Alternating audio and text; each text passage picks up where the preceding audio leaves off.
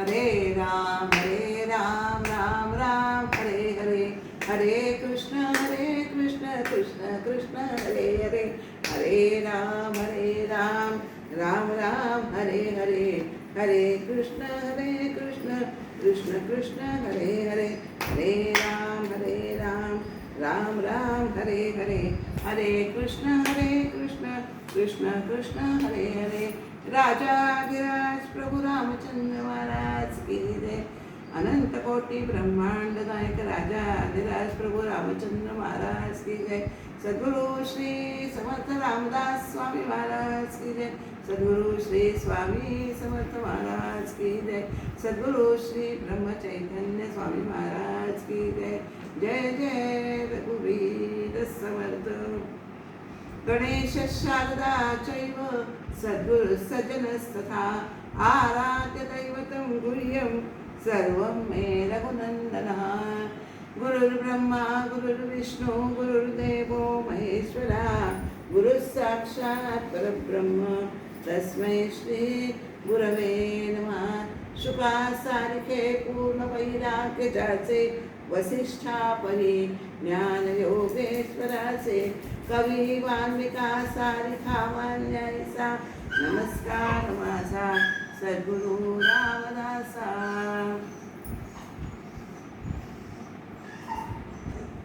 शुकासारिखे पूर्ण वैराग्य जाचे, वसिष्ठा परी ज्ञान योगेश्वराचे, कवी वाल्मिका सारिखा मान्यायसा, नमस्कार माझा सद्गुरु रामदासा।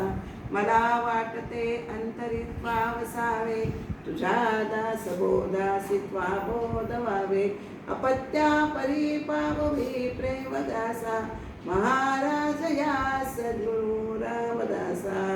राजाधिराज प्रभु रामचंद्र महाराज की जय। सद्गुरु श्री समर्थ रामदास स्वामी महाराज की जय। जय जय रघुवीर समर्थ। श्री रामायांच्या चरणी, श्री स्वामींच्या चरणी, श्री समर्थांच्या चरणी आणि महाराजांना आणि आपणासारख्या श्रोत्यांना वंदन करून आज आपण दशक 7वा यातील ब्रह्मनिरूपण हा दुसऱ्या समासावर थोडं विवरण करणार आहोत। समर्थ रामदास स्वामींनी ग्रंथराज दासबोधामध्ये ब्रह्मनिरूपण नावाचे 3 समास घेतलेले आहेत।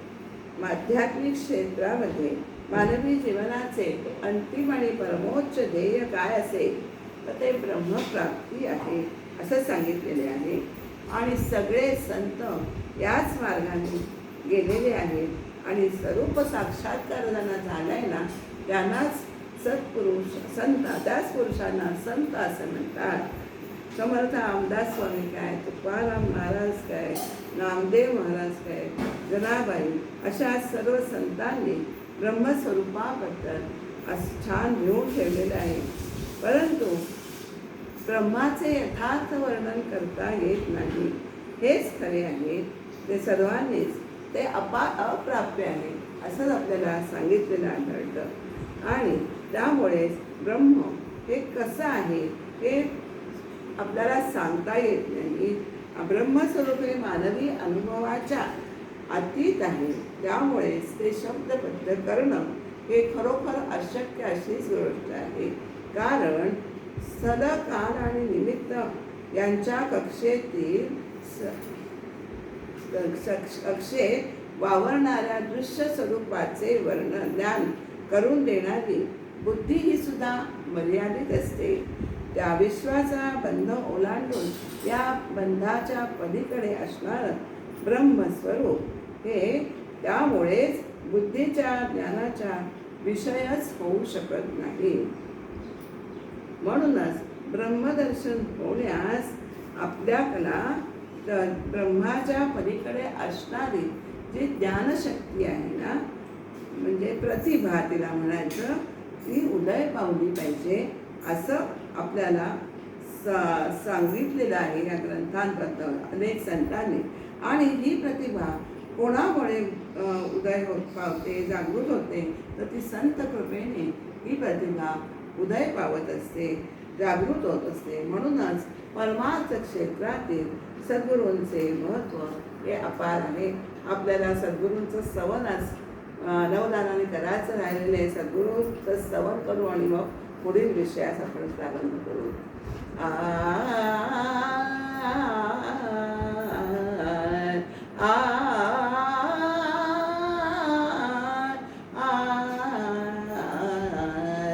दयाघना सद्गुरुराया भावे नमिते तुझिया पाया.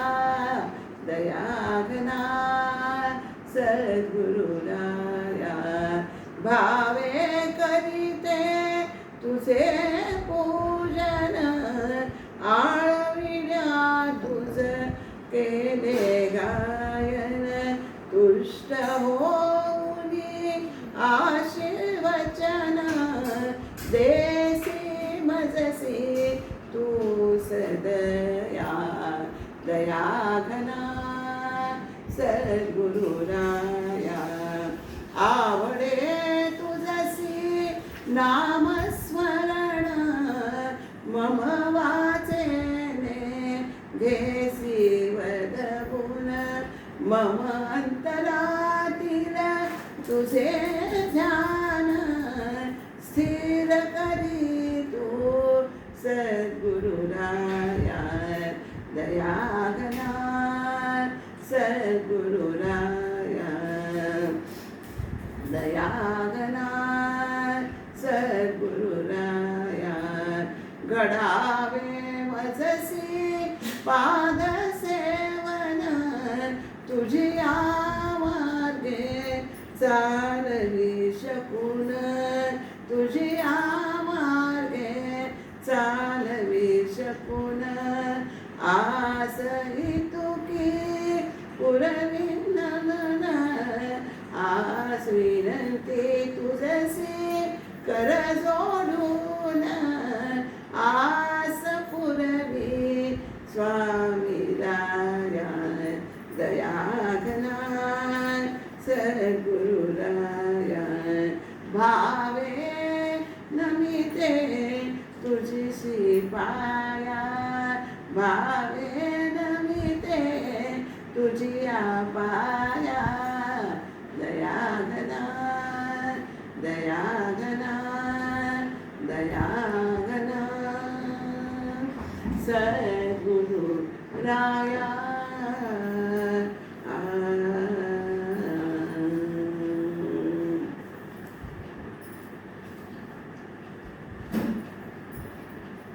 या समासात समर्थांनी स्वानुभवाच्या बोलांनी हे ब्रह्मस्वरूप कसं आहे हे सांगण्याचा प्रयत्न केलेला आहे.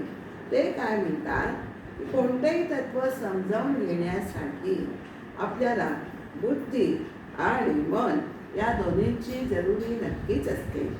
का असते तर त्याच्यामध्ये बुद्धी हे ज्ञान ग्रहण करण्याचं लक्षण आहे. त्यामुळे बुद्धीही पाहिजे आणि मन आपलं तिथे एकाग्र झालं पाहिजे ज्ञान ग्रहण करताना. म्हणूनच मन आणि बुद्धी दोन्हीची जरुरी असते. आणि आपल्याला समाजात दोन प्रकारची माणसं, एक तत्वचिंतक आढळतात आणि तत्वज्ञानी आढळतात. या तत्वचिंतक आणि तत्वज्ञानीमध्ये फरक काय आहे तर तो फरक असा आहे की तत्वचिंतक असतो ना तो बुद्धिप्रधान अशा बुद्धीच्या भूमिकेवर तो ठाम उभा असतो. आणि त्याला शुद्ध विचाराने सद्गुरु स्वरूपाचे ज्ञान विवेकाने पक्के झाले की तो मात्र तिथेच थांबतो. तत्वचिंतक आहे त्याला एकदा उभं असं शुद्ध विचाराने सद्वस्तूचे स्वरूप त्याच्या बुद्धी एकदा पक्के झाले की तो तिथेच थांबतो. तर या उलट काय होतं तर तत्वज्ञानी हा जो माणूस आहे ना तो तिथे थांबवत नाही. काय करतो तो प्रतिभेच्या भूमिकेवर उभा असतो. तर्काने सद्वस्तूचे स्वरूप त्याला निश्चित झाल्यावर काय होतं की त्या स्वस्वरूपाच्या अनुसंधानात तो सदैव राहत असतो. सतत त्याचा अनुसंधानाचा अभ्यास चाललेला असतो. आणि त्या अनुसंधानाचा अभ्यास करता करता तो निर्विकल्पाची कल्पना करतो. परब्रह्म हे निर्विकल्प आहे. पुढे आपल्याला ब्रह्माची अनेक विशेषणं आहेत, नावं आहेत, त्याच्यामध्ये निर्विकल्प ब्रह्म पण आहे. तर निर्विकल्प अशा जी कल्पनात येणार नाही, कल्पनेत येणार नाही अशा निर्विकल्पाची तो कल्पना करत असतो. म्हणजे असा तो करता करता अभ्यास करता करता कालांतराने त्याला काय होतं, सद्गुरू सद्वस्तूचा म्हणजेच परमात्म वस्तूचा त्याला स्वरूपाचा साक्षात्कार तो त्याला साक्षात परब्रह्माचा अनुभव येतो. आणि अशा रीतीने स्वस्वरूपाचा जो साक्षात्कार झालेला पुरुषांनाच संत असं म्हटलं जातं. त्यांची प्रतिभा संतांची आपण मगाशी बघितलं ज्ञानशक्ती, या आपण बघितलं बुद्धीच्या पलीकडे असणारी ज्ञानशक्ती आहे ना, प्रतिभा म्हणजेच ती त्यांच्याकडे ती सतत जागृत असते. आणि आपल्यासारख्या सामान्य माणसांची प्रतिभा कशी असते, आपल्यासारख्या सामान्य माणसांची प्रतिभा बहुतांश काल झोपलेली असते, निद्रित अवस्थेत असते आणि क्वचित प्रसंगी ती जागी होते आणि मग आपल्याला शब्द स्फुरू लागतात.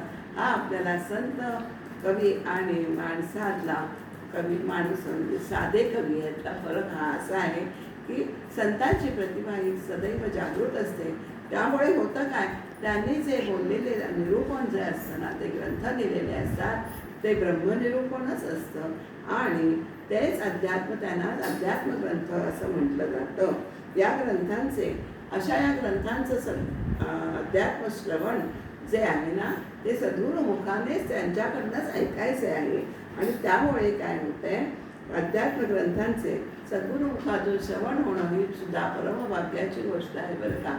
सद्गुरू मुखातून श्रवण का महत्त्वाचे आहे, तर आपल्याला जी अध्यात्मामध्ये जी उकल आपल्याला होत नाही, ती उकल सद्गुरू सहजपणे करून जातात. त्यांचे अनुभव आणून आपल्या शिष्यांना ते सांगत असतात. त्यामुळे ती उकल आपोआप होत जाते. आणि मग काय होतं, आपण श्रवण ही अभ्यासाची पहिली पायरी आहे. आपण श्रवण भक्तीमध्ये अभ्यासात पाहिलेलं आहे की श्रवण ही परमार्थाची नवविधा भक्तीतील पहिली भक्ती, ती प्रथम पायरी आहे. ती पायरी जर भक्कम असेल तर पुढे परमार्थाची इमारत उत्तम प्रकारे उभी राहणार आहे. म्हणून श्रवणाला आणि ते सद्गुरू मुखातून श्रवणाला अतिशय महत्त्व आहे. आता काय होतं, आपण देहच आहोत असं जेव्हा म्हणतो तेव्हा आपण वास्तविक सत्वस्तूपासून म्हणजेच आपण दुरावलेला असतो. म्हणून मी देह आहे अशी आपल्याला द्वैत आपल्याला निर्माण होतं की मी आणि सद्गुरू एक नाही आहोत हे ज्ञान त्यावेळेस त्या माणसाच्या बुद्धीतून लोप पावतं. मी देह आहे हे अज्ञान आहे. हे अज्ञान निरसन करण्याचं काम कोण बरं करतं, तर हे संत सद्गुरू हे अज्ञान निरसन करतात. कसं करतात, तर ते अध्यात्म निरूपण करतात. आपल्याला सांगतात की प्रथम दृश्यसृष्टी कशी नाशिवंत आहे आणि परब्रह्म हे कसं शाश्वत आहे आणि परब्रह्म सोडून हे सगळं जगत आहे ते नाशिवंत आहे असं आपल्याला सद्गुरू वारंवार त्यांच्या निरूपणातून उपदेश करत असतात. आणि मग काय होतं, त्यामुळे ही आपली जी देहबुद्धी आहे ना, ती झडण्याचं काम कोण करतं, ते सद्गुरू करत असतात. ती एकदा देहबुद्धी कमी झाली की जीवाचा जीवपणा असतो तो आपोआप सुटत जातो आणि अज्ञान सुटत क्षीण होत जातं. आणि अज्ञान नाहीसं होणं हाच संतांचा मोठं कार्य आहे संतांचं, की सामान्य जनांचं अज्ञान म्हणजे त्यांना अज्ञानाच्या गर्दीतून बाहेर काढण्याचं काम हे सद्गुरू त्यांच्या ग्रंथातून करत असतात. म्हणून अध्यात्म ग्रंथ हे नित्य अभ्यासावे, पारायण करावं, पण अभ्यास करून जी खोली आपल्याला मिळते ती पारायणाने सामुदायिक पारायण करावं, पण स्वतः त्या ग्रंथांचा अभ्यास जसं पाण्याच्या बाहेर आपण राहिलो की आपल्याला पाण्याची खोली किती हे कळत नाही, तद्वतच या ग्रंथांचा अभ्यास करण्यासाठी आपल्याला त्या ग्रंथातील विषयामध्ये त्यातील अर्थामध्ये आपल्याला उतरायचं आहे. तर आपल्याला त्यातील अर्थातील गहनता ही कळून येईल आणि तरच आपली जी मी देहच आहे ती आपली अज्ञान आहे ते कमी होईल आणि मी म्हणजे आत्मा हे ज्ञान उदयास येईल आणि मी ब्रह्मच आहे असा शेवट आपल्याला साक्षात्कार होतो. हे श्रवणाचे मनन, मननाचे निधिध्यास, ते कृतीत आणायचे. आणि शेवटची जी पायरी आहे ती आत्मसाक्षात्काराची आहे. हे सारं गुरुकृपेने घडतं, हे आपण इथे लक्षात ठेवायचं आहे. आणि हा ब्रह्मचर्याचा साक्षात अनुभव जेव्हा येतो ना, हा अनुभव कोणाला कसा आणि कोठे येईल हे आपल्याला सांगता येत नाही. त्या अनुभवामध्ये मुळीच फरक नाही आहे. पण आपल्याला नसल्याने स्वानुभवी पुरुष सगळ्यांचे जे अनुभव आहेत ते बरोबर जरी आपल्याला फरक दिसत असला तरी शांती काय आहे ते स्वरूपी मिळालेले आहे. फक्त फरक हा बरोबरचा आहे. वास्तविक ब्रह्मस्वरूप हे नामातीत रूपातीत आहे, पण त्याला हे अनेक प्रकारच्या नावांनी संबोधलं जातं. आता या समासानुसार आपल्याला ओबीनुसार थोडं बघायचं आहे. म्हणजे ओबी क्रमांक 1 ते 11 मध्ये अध्यात्म श्रवणाने, म्हणजे त्या श्रवण अभ्यासानेच ब्रह्मप्राप्ती होईल असं आपल्याला स्पष्ट केलेलं आढळते समर्थांनी. ओबी 12 ते 15 मध्ये काय सांगितलंय? सद्गुरू कृपे वाचून हे द्वैत निरसन आणि ब्रह्मप्राप्तीची वाटचाल होणंच शक्य नाहीये हे स्पष्ट केलं आहे. त्यासाठी त्यांनी काय सांगितलंय ते 16 ते 23 यामध्ये काय करायला सांगितलंय? तर मीपणाचा संग त्याग करायचा आहे. देहबुद्धीचे रूपांतर आत्मबुद्धीत करण्याचा मार्ग जो आहे प्रयत्न करायचा आहे. हा उपाय केला तर आपल्याला काय होणार आहे? तर आपल्याला ब्रह्माचा एक उपाय केल्यानंतर ब्रह्म हे सर्वांना अभय आपल्याला काय करणार आहे? तर 24 ते 31 पर्यंत त्यांनी सांगितले ब्रह्म हे सर्वांना अभेद आणि सर्वव्यापक असा आहे. हे कळण्यासाठी त्यांनी पुढे 32 ते 41 या ओव्यांमध्ये देहबुद्धीमुळे आपलं काय नुकसान होतं हे त्याचा इशाराही या ओव्यातनं आपल्याला दिलेला आढळतोय समर्थांनी. आणि 42 ते 53 यामध्ये ज्याला जो अनुभव आला ना ते नाव ब्रह्माला त्यांनी दिलेले आहे. असं जरी दिलं असतं तरी सद्वस्तू ही कशी आहे हा प्रश्न समर्थाने पहिल्यांदा उत्पन्न केलाय. मुळात ही सद्वस्तू आहे कशी? आणि मग समर्थ सांगतात की वास्तविक परमात्मा वस्तू ही एकच एक आहे, पण प्रत्येक माणसाची मनोरचना जी आहे ना ती वेगवेगळी भिन्न भिन्न असल्याने अनंताच्या ब्रह्माच्या निरनिराळ्या अंगांचा त्याला निरनिराळ्या माणसांना विशेषत्वाने अनुभव येतो आणि मग तो ते नाव त्या ब्रह्माला देतो. त्यामुळे आपल्याला ब्रह्माला अनंत नामे आहेत असं आपल्याला दिसतं. इथे तशी नावं पुष्कळ आहेत, आपण ते नंतर बघणारच आहोत. त्यांची नावे दिलेली असली तरी सुद्धा ब्रह्मतत्व आहे. इतकी नावं आहेत तरी ते ब्रह्मतत्व आहे एकच एक आहे हे इथे स्पष्ट केलेले आहे. हे ब्रह्मतत्वच म्हणजे मूळ आदिपुरुष म्हणजे सर्वांतर्यामी असणारा आत्माला असून तोच खरा असून आणि तेच एक खरं विश्रांतीचं स्थान आहे. जे त्रैलोक्यातील विश्रांतीचं स्थान हे ब्रह्मतत्वच आहे असं आपल्याला त्याच्या सारापुढे काहीही नाही. विश्रांतीलाही विसावा या ठिकाणी मिळतो असं आपल्याला सांगितलेलं आहे. या ग्रंथात सांगितलेलं आहे. या समासातनं तेथेच सर्व विसावले. त्यांची जरी अनंत नामे असली तरी ते एकटे एकच सर्वत्र भरून राहिलेले आहे, सर्वत्र संचलेले आहे. त्याच्याशिवाय दुसरं तत्वच नाही आहे. हा या समासाचा आपल्याला सारांश वजा मी सांगितलेला आहे. आता आपण प्रत्यक्ष ब्रह्मनिरूपण ओबीप्रमाणे आपण बघणार आहोत. आता ब्रह्माचे निरूपण आपण बघा गेल्या दशकात पण केलेले आहे. ब्रह्मनिरूपण ब्रह्म निर्गुण निराकार ब्रह्म निस्संग निर्विकार ब्रह्मासी नाही परावर भगवती साधू. काय म्हणतात संत सज्जन? ब्रह्म हे गुणरहित आहे, आकाररहित आहे, निस्संग म्हणजे संगरहित आहे आणि निर्विकार म्हणजे विकाररहित. विकार म्हणजे बदल, त्यात बदल होत नाही असं आहे. आणि ब्रह्मासी नाही पारावर, त्याला आता मर्यादाच नाही आहे, अमर्याद ते पसरलेलं आहे असंच सगळे साधू संत बोलतात. ब्रह्म सर्वास व्यापक, ब्रह्म अनेक एक, ब्रह्म शाश्वत विवेक भोजनी शास्त्री. ब्रह्म हे शाश्वत आहे असा शास्त्रांमध्ये विचार मांडलेला आढळतो आपल्याला. ब्रह्म हे सर्वांना व्यापून उरलेले आहे. आपण म्हणतो ना, परब्रह्म हे दृश्य चराचर सृष्टीत भरून राहिलेले आहे. ब्रह्म हे अनंत शाश्वत आहे. अनेकांमध्ये ते एकपणाने दिसतं आपल्याला. ब्रह्म अच्युत आहे, ब्रह्म अनंत आहे. अशा सगळ्या ओव्यातलं ब्रह्म कसं आहे हे वर्णन फार सुंदर आहे. ब्रह्म अच्युत म्हणजे कधीही त्या स्थानापासून न टळणारा म्हणजे अच्युत. अनंत, अनंत म्हणजे अंतस्त्रीय त्याला. ब्रह्म सनोदित संत, हे सदा सर्व काळ स्थिर आहे, कल्पने विरहित आहे आणि निर्विकल्प म्हणजे ते कल्पनेत न येणारं असं आहे. ब्रह्म या दृश्या वेगळं आहे. ब्रह्म या शून्य, आपल्याला शून्य आपल्याला काय म्हणतो, ब्रह्म डोळ्यांना दिसतं. कशाने दिसतं? दृश्याहून अगदी निराळं आहे. पण ब्रह्म हे दृश्य हे लय पावलं तरी शून्य पुरतंच. दृश्य लय पावलं तरी शून्य असताना शून्याच्या पलीकडे हे ब्रह्म आहे. ब्रह्म इंद्रियांच्या मिळे चोदविना.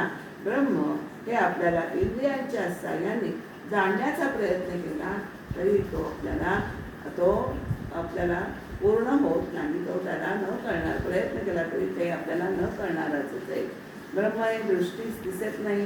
ब्रह्म मूर्खासी असे ना, जे मूर्ख असतात ना त्यांना ब्रह्म त्यांना अनुभवासच येत नाही. कारण ते देहामध्ये म्हणजे दृश्य जगतात गुंतलेले असतात. मग त्यांना कसं दिसणारा दृश्य मूढ लोकांना ते असलं तरी ते नसल्यासारखंच आहे. ब्रह्म साधू विना येणा अनुभवासी. इथे आपल्याला सांगितलं की आपल्याला साधू संतांपेक्षा आपल्याला हे ब्रह्म अनुभवता येत नाही. ब्रह्म तर इतकं सूक्ष्म आहे की आपल्याला ब्रह्माचे देवांना सुद्धा जाणणं ते कठीण आहे. ब्रह्म सकळाहून थोर, ब्रह्म या सगळ्यांपेक्षा श्रेष्ठ आहे. ब्रह्मा ऐसे नाही सार, ब्रह्मासारखं दुसरं काहीही सार नाहीये. ब्रह्म सूक्ष्म आहे, अगोचर आहे. ब्रह्मादिकांशी सुद्धा ते कळत नाही. ब्रह्मी ब्रह्म शब्दी ऐसे तैसे बोलले. आपण सांगतो ब्रह्म असं आहे, ब्रह्म तसं आहे. आपण जरी बोललो तरी आपण जे बोलतो त्याच्यापेक्षा ते अत्यंत वेगळंच असतं. आपल्याला ते सांगताच येत नाही. आपण जे वर्णन करतो त्याच्यापेक्षा ते निराळ असतं. ब्रह्मशक्ती ऐसे तैसे बोलिते त्यावरून ते अनादिसे म्हणजे वेगळं आहे. परिते श्रवण अभ्यासे काळीजे ब्रह्म. परंतु आपण श्रवण अभ्यास, साधना अभ्यास करून हा एकच उपाय या ब्रह्माचं दर्शन घडवू शकतो. हे आपण पहिल्यांदा सुरुवातीला बघितलंय. ते ओघी तत्व आलंय म्हणून आपण श्रवण अभ्यास, सद्गुरू मुखातून त्यांनी दिलेले ग्रंथ ऐकणं, अध्यात्म ग्रंथ ऐकणं हाच तो श्रवण अभ्यास आहे. आणि तो सातत्याने करायचा आहे, त्याचं मनन करायचं आहे आणि ते आचरणात आणायचं आहे. परिते श्रवण अभ्यासे पाहिजे ब्रह्म. ब्रह्माचं नामे अनंत, परंतु परिते ब्रह्म नामातीत. ब्रह्माला अनंत नामे आहेत. ती नामे आपल्याला पुढे येणार आहेत, त्यामुळे आता त्याचा उल्लेख करत नाहीये. ते ब्रह्माला अनंत नामे आहेत खरं, परंतु ब्रह्म या सगळ्या नामांच्या पलीकडे आहे, नामातीत आहे. ब्रह्मासह एक दृष्टांत देता नशोते. कुठलाही आपल्याला ब्रह्माला दृष्टांत द्यायचा म्हणता तो आपल्याला दृश्यातलाच द्यायला लागतो. पण दृश्यामध्ये ब्रह्मासारखी एकही वस्तूच नाही आहे. ब्रह्मासारखे ब्रह्म, त्याला तुलनाच नाही आहे. त्यामुळे आपल्याला सगळे दृष्टांत हे ब्रह्मस्वरूपी अपुरे ठरतात. हे ब्रह्मासहित दृष्टांत शोभान देते. ब्रह्मासारखे दुसरे पाहता काय करे, ब्रह्म दृष्टांत प्रदान साधे. आता या ब्रह्माच्या ठिकाणी तिथे एक आपल्याला शिवगीतेतला श्लोक त्यांनी दिलेला आहे चरण. येतो वाचो निवर्तन्ते अप्राप्य मनसा सह.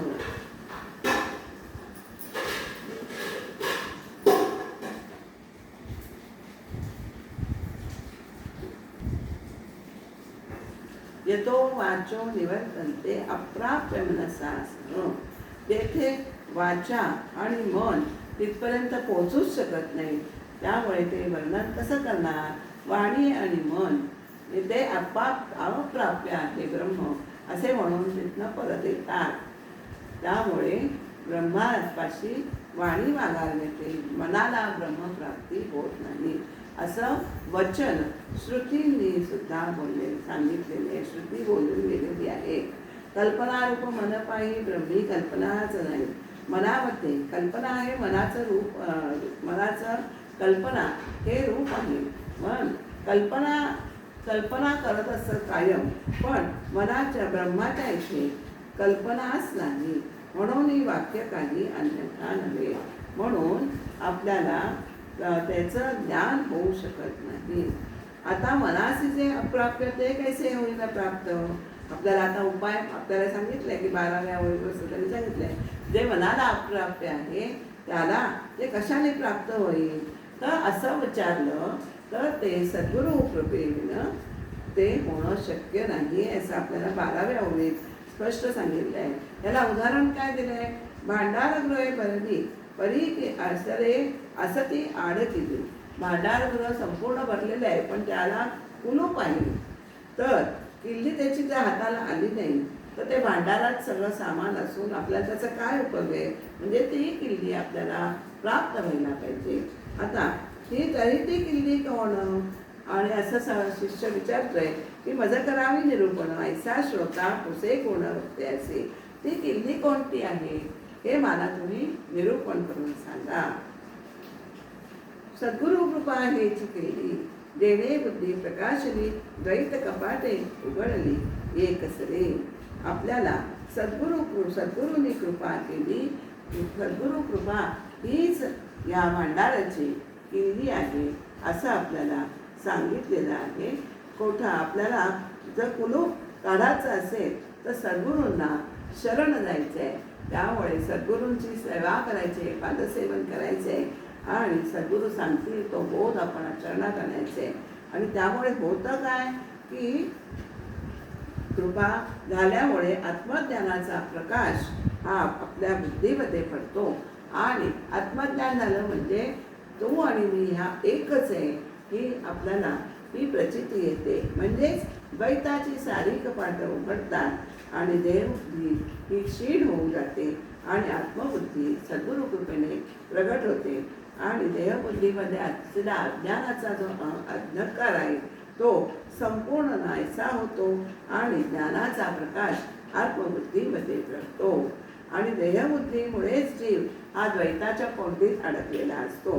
पण भेद हा कधी मिटतो तर त्याला साक्षात्कार झाला की मी अयम आत्मा ब्रह्म हा आपल्याला साक्षात्कार झाला की हा भेद मिटतो आणि द्वैताच्या कोंडीतून जीवाची ती आपली मुक्तता होते. आणि जीवाचं वेगळेपण असतं ते गळून जातं. त्यामुळे अभेद भक्ती अभेदाचं ज्ञान त्याला होतं असं आपल्याला सांगणार आहे. तेथे सुख असे वाढ नाही मनास पवाड. आपल्याला तिथे आत्मसुखाला काही कमतरताच नसते. तिथे अमाप सुख प्राप्त होतं आणि तिथे मनाचा शिरकाव नसतो आपल्याला असं सांगितलेले आहे. पण आता असं आहे की मनाचा शिरकाव नाही, पण मना वाचून साधना करता येत नाही. त्यामुळे मना वाचून साधना चालू राहते. पण जोपर्यंत जीव असतो तोपर्यंत मनपणाने मन असतं.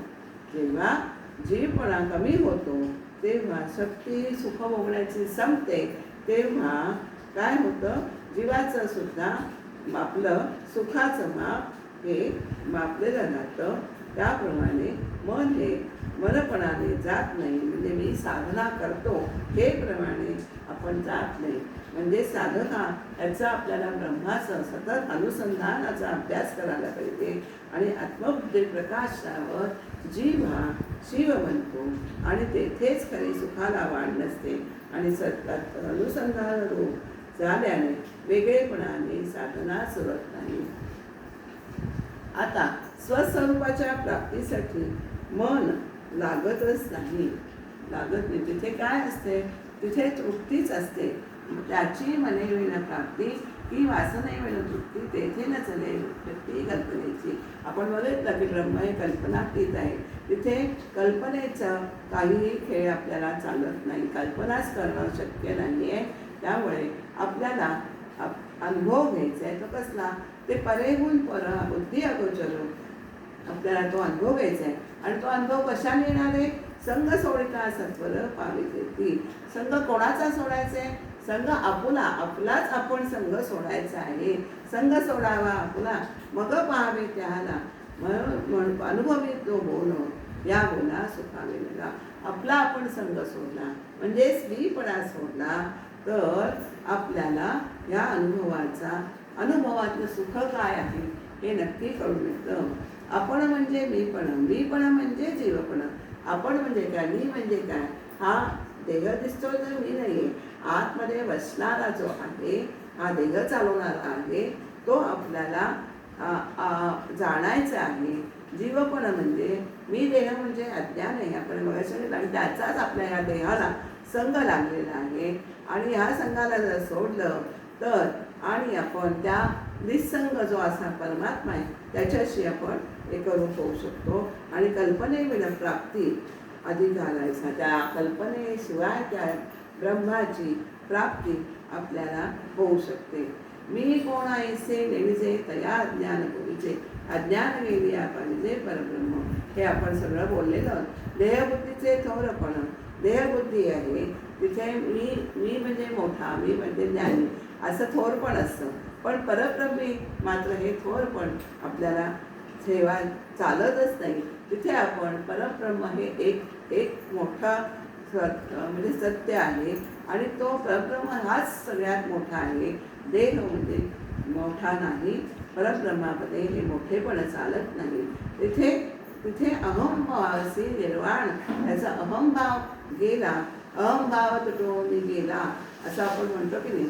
ते तेथेची राहिला म्हणजे अहंभाव गेला. तुमचा देह आज दिसतो तो तिथेच राहतो, पण अहंभाव तुटलेला आहे म्हणजे आपण एकरूप झालेलो आहोत. तिथे ब्रह्माच्या ठिकाणी उच्च नीच नाही, राव रंग नाही, पुरुष नारी नाही, सगळ्यांना ते ब्रह्म एकच आहे. हा जो आपण मगाशी बघितलं ते ह्या ओव्यातनं आपल्याला सांगितलंय. आता ते उदाहरण दिलं आहे बरं का. ब्राह्मणाचे ब्रह्म ते सोळे, तिथे वेदच नाही आहे. जात पंथ हे ब्रह्माच्या ठिकाणी नाही आहे. ब्राह्मणाचे ब्रह्म ते सोळ आणि शूद्राचे ब्रह्म ते ओळ. ऐसे वेगळे आगळे तिथे काहीच नसतं असं आपल्याला इथे समर्थाने आपल्याला सांगितलेले आहे. सकळांशी मिळवून ब्रह्म आहे तर तेथे नाही हे अनेक. सगळ्यांना ब्रह्म हे एकच आहे.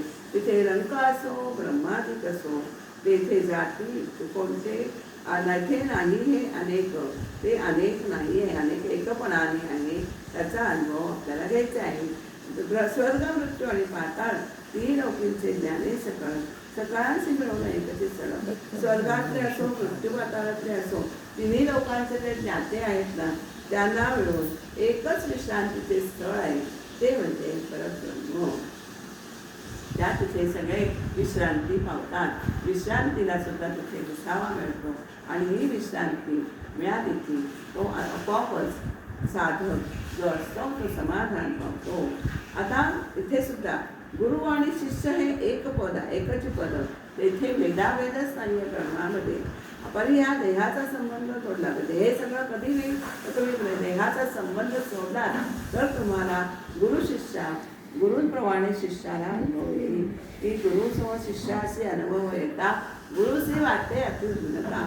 खरोखर सद्गुरू माऊलीला आपल्या गुरु शिष्याला जर आपल्यासारखा अद्वैताचा अनुभव आला तर त्याला अतिशय धन्यता वाटते. हे सद्गुरूचे थोरपण आहे.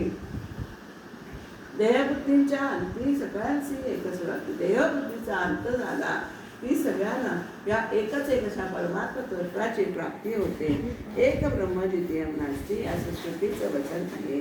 आपल्याला सगळ्यांना माहिती आहे एकच ब्रह्म द्वितीयम नास्ति. एकच ब्रह्म आहे, दुसरं काहीही नाही आहे. आता म्हणूनच सगळे साधू जरी आपल्याला वेगवेगळे दिसले तरी स्वरूपही मिळालेले आहे. वरवर दिसताना आपल्याला साधू हे वेगळे दिसतात, पण देहाने जरी वेगळे दिसले तरी अंतरंगाच्या दृष्टीने मात्र ते एकच आत्मस्वरूपात, एकाच आत्मस्वरूपात विलीन झालेले असतात, मिसळून गेलेले असतात. स्वरूपात मिसळले की सगळे मिळून एकाच देहाच्या पलीकडील ब्रह्मवस्तू होऊन जातात. आता ब्रह्म कसे आहे? ब्रह्म जुने नाही आहे, नवीन नाही आहे, अधिक नाही आहे, अधिक उणे काही नाही आहे. उणे हे सगळे भेदभाव आहे. म्हणजे जुनं नाही, हा नवे जुनेपणा हा कालभेद आहे बरं का. जुनं झालं, साडी आता जुनी झाली आपण म्हणतो, नवी घेतली ती म्हणजे कालभेद आहे. नवं आणि जुनं हा कालभेद आहे. आणि नंतर वस्तूच्या ठिकाणी तो नाही आहे. ब्रह्म अधिक नाही उणे नाही, म्हणजे अधिक उणे हा सुद्धा प्रमाणभेद आहे. आपण अधिक आणि उणे आपण करतो, वजावती वेगळीच, म्हणजे अधिक करायचे उणे करायचे हा भेद, प्रमाणाचा भेद इथे वस्तूंना नाही आहे, वस्तूंना नाही आहे. त्यामुळे ब्रह्मामध्ये उणेपणा आहे असं ज्याला वाटेल ना तो देहबुद्धीचा पुत्रा असतो, असं समर्थांनी सांगितलेले आहे. उणे भाविले ते सुणे म्हणजे पुत्र, देहबुद्धीचा पुत्र असतो असं त्यांनी सांगितलं. देहबुद्धीचा संशय तरी समाधानाचा आश्रय. देहबुद्धीचा जो संशय आहे म्हणजे मी देहच आत्मा नाही आहे, मी देहच आहे, हा जो संशय असतो मनातला, तो काय करतो? मनाचं समाधान जे आपलं असतो त्याचं क्षय म्हणजे ना कमी करत जातो आणि चुके समाधान समजो देहबुद्धी. आपल्याला समाधान जे प्राप्ती होते ती आपल्याला देहबुद्धीच्या योगाने बिलकुल होत नाही. आणि देहाचे जे थोरपण त्यांची देहबुद्धीचे लक्षण, मी म्हणजे मोठा, हे देहबुद्धीचे लक्षण आहे. मिथ्या जाणून विचक्षण निंदिती. आणि जे जाणकार आहेत ना ते हा फरक नक्की लक्षात घेतात आणि देहाची ते निंदा करतात. म्हणजे देह कसा आहे, आपल्याला देह कसा आहे, देहनिरूपणमध्ये सुद्धा आपण एकदा बघितलेलं आहे. किती आपण ह्या देहामध्ये असत करतो. बाहेर जरी एक देह वरकरणी सुंदर दिसला तरी अंतरात काय आहे देहामध्ये, तर अस्थि मांस आणि सगळ्या वाहिन्या रक्तवाहिन्या असं नुसतं जाळं पसरलेलं आहे. तरी आपण या देहावर प्रेम करतो, ठीक आहे. पण हे त्याची निंदा करतात. त्यांना कळलेले आहे देहबुद्धी खरी नेते. देह पावेच मरण तोवरी देहाभिमान धरी रेवा. जोपर्यंत मरण येत नाही तोपर्यंत देहाभिमान हा सुटत नाही आणि तोच आपल्याला जन्ममृत्यूच्या फेऱ्यामध्ये अडकवतो. देहबुद्धीच आपल्याला पुन्हा पुन्हा मागे आणते आणि जन्ममृत्यू घ्यायला लागते. देहाचे थोरपणे समाधानाशी आले म्हणजे देहे पडेल कोण्यामुळेही कळेना. आपल्याला देहाच्या पलीकडे जाण्यात देहाचं कल्याण आहे हे आपल्याला हित आहे. देहात हित म्हणून निरोपेती संत, म्हणून ते संत सांगतात की देहात हित असं हित आहे जे शाश्वत आहे, ते आपल्याला देहबुद्धीने अन्वित होणे आहे, हे होची लागेल. आपल्याला देहाच्या पलीकडे जीवाचं कल्याण आहे सांगतात संत. म्हणून देह वाढवण्याने आपलं किती नुकसान होत आहे आपल्याला आता हे सगळं आपण विवेचन केलं त्याच्यावर लक्षात आले. म्हणून देहबुद्धी ही शक्यतो कमी करण्याचा म्हणजे क्षीण कशी होईल हा अभ्यास आपल्याला अध्यात्म ग्रंथांमुळे कळून येतो आणि करता येतो. सामर्थ्यामुळे देहबुद्धी योगी असे देवानी. जर अगदी देहबुद्धी क्षीण झाली तरच हातून परमार्थ घडणार आहे, नाहीतर अन्यथा देहबुद्धी असून परमार्थ कधी घडणार नाही हे लक्षात ठेवा. आणि त्यामुळे ब्रह्माची ही ऐक्यता होणार नाही. आता विवेक जो आपण करतो वस्तूकडे विवेक केला तर वस्तू आपल्याला म्हणजे सद्वस्तूकडे नेतो, पण देहबुद्धी तिथपर्यंत जाऊनच येते ब्रह्मापर्यंत. अहंता लावून निवडी वेगळेपण आणि वेगळेपण कशामध्ये देहबुद्धीमध्ये जे अहंकार असतो तो जीवाला सद्वस्तूपासून वेगळा करतो म्हणून आणि निवडून बाजूला करतो. सद्वस्तूपासून माणसाला बाजूला करतो. विचक्षणे आकारणे देहबुद्धी त्याच्याने. या श्रवणात घ्यायचं आहे काय, जाणकारांनी याची चिकित्सा करून देहबुद्धी ही त्याच्याची आहे आणि सत्यब्रह्मी साचारपणे मिळवणारे सत्य असं जे ब्रह्म आहे त्या ब्रह्मामध्ये आपल्याला मिसळून जायचं आहे, त्या ब्रह्मतत्वात लीन व्हायचं आहे असं आपल्याला या ओव्यातून सांगतो. आता म्हणे ब्रह्म एकचे असे परंतु ते बहुविध भासे अनुभव देही येणारसे नाते. आपल्याला ब्रह्म हे एकच आहे असं आपण म्हणतो, पण ते आपल्याला एकच ब्रह्म अनेक प्रकारे भासते. वेगवेगळ्या माणसाचे कशा बघायची मी सांगितलं की प्रत्येकाची मनोरचना ही वेगळी असते. त्यामुळे तो अनुभव ब्रह्माचा आहे. तो ब्रह्म आहे, अनंत आहे, विशाल आहे. त्या एखाद्या अंगाचा त्या माणसाला जो अनुभव आला तर तो ते म्हणजे ब्रह्म. जसं हत्तीचं एक आपण उदाहरण देतात कीर्तनकार की हत्ती आंधळा असतो, तो पाय बघतो म्हणजे त्याला वाटतं पहा म्हणजे हत्ती दिसतंय. मग कोणी कान बघतं, कोणी सोंड बघतं, कोणी शेपूट बघतं. म्हणजे जसं आंधळ्याला एक एक अवयव हत्ती विशाल आहे म्हणून मी हत्तीचं उदाहरण देतं, तसं ब्रह्म विशाल आहे. आपण एक त्याचं अंगाला धरून बसतो आणि हे ब्रह्म जसा त्याला अनुभव येतो तसा तो त्या ब्रह्माचं वर्णन करत असतो. आणि त्यामुळे आपल्याला ब्रह्म या अनुभवाला येते. तोच प्रकार खरा वाटतो. आत्ता मगाशी तुम्हाला सांगितलं त्या स्वरूपाबद्दल त्याच्या अंतःकरणात खात्रीच निर्माण होते. जे जे जया अनुभवले तेसी तयासी मानिले, तेथेच त्याचे विश्वास आले अंतःकरण. तिथे त्याचं अंतःकरण ते तिथे विश्वासून जातं. ब्रह्म हे नामरूपातीत आहे. असोनी सुद्धा नामे त्याला बहुत आहे. कशी नावं आहेत? आता ब्रह्माची ते बरीच नावं आहेत, आपण नुसतं वाचूया. ब्रह्म हे नामरूपातीत आहे तरी सुद्धा त्याला नामं आहेत. पण इतकी नामं काय आहेत? तर ब्रह्मस्वरूपाचा निश्चय होईपर्यंत, त्याचा काही निश्चयार्थ करापर्यंत ही नामं आपल्याला लक्षात घ्यायला लागतात. त्याचा निश्चय जो मनात झाला पाहिजे तोपर्यंत ही आपण नावं बघायची आहेत. ब्रह्म नामारूपातीत असोनी ब्रह्म नामे बहुत, निर्मळ आहे, निश्चळ आहे, निवांत आहे. त्या असं सगळं आपल्याला नावांची मालिका इथे दिलेली आहे. आपल्याला ब्रह्म आहे, अरूप आहे, त्याला रूप नाही, निर्मळ आहे, निश्चळ आहे, अत्यंत शांत आहे. निर्मळ, निश्चळ, शांत, निजानंदी म्हणजे तो स्वतःच्या आनंदात रममाण झालेला आहे.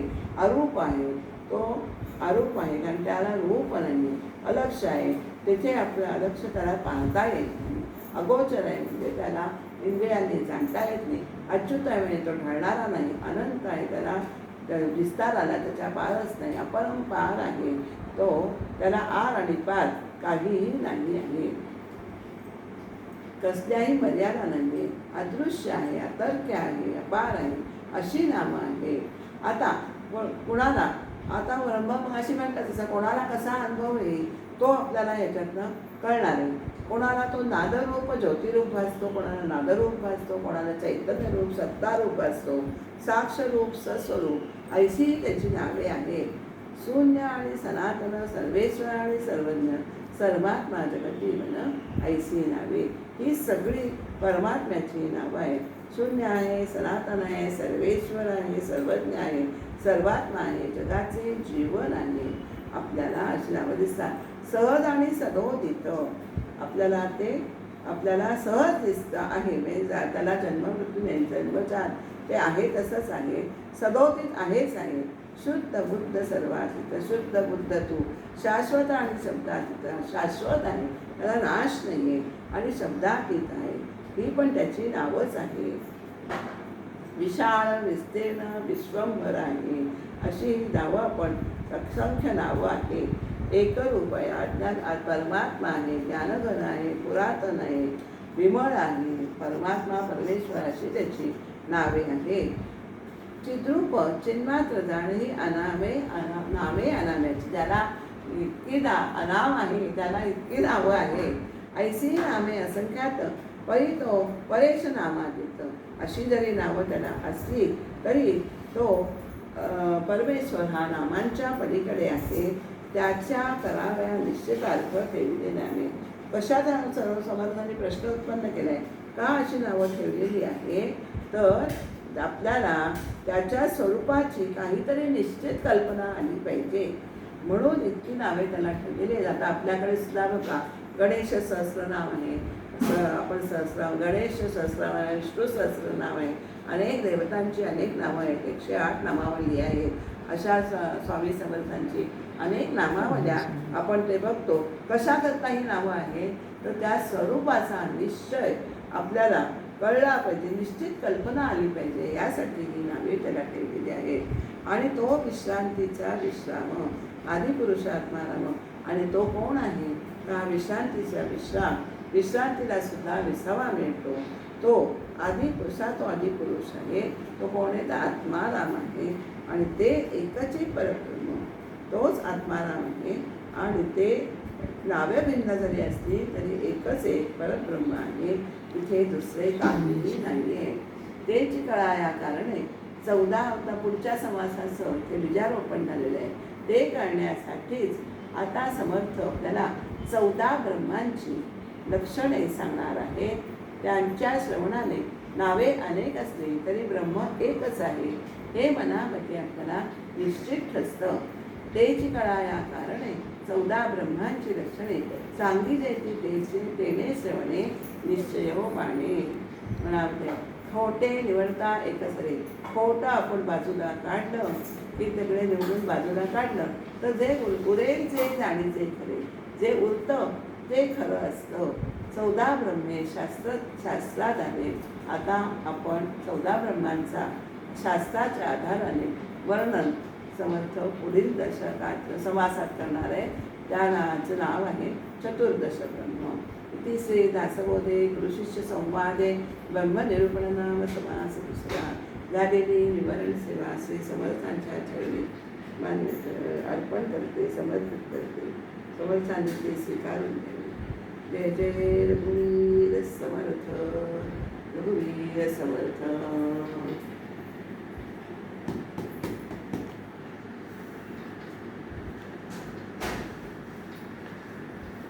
Mm-hmm.